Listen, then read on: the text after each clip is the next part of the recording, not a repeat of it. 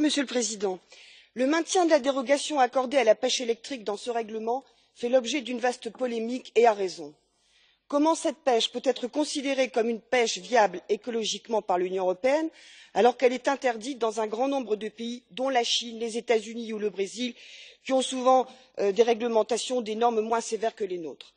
Aujourd'hui, rien ne prouve la durabilité de la pêche électrique. Autorisée par dérogation depuis 10 ans, elle n'a jamais fait l'objet d'études d'impact.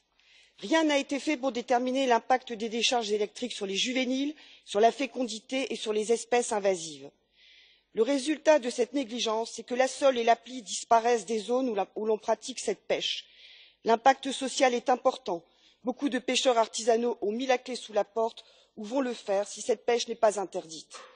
Il y a quelques jours, on a appris que la Commission européenne s'était servie d'un rapport de son comité scientifique, technique et économique, prétendant qu'il était favorable à cette pêche.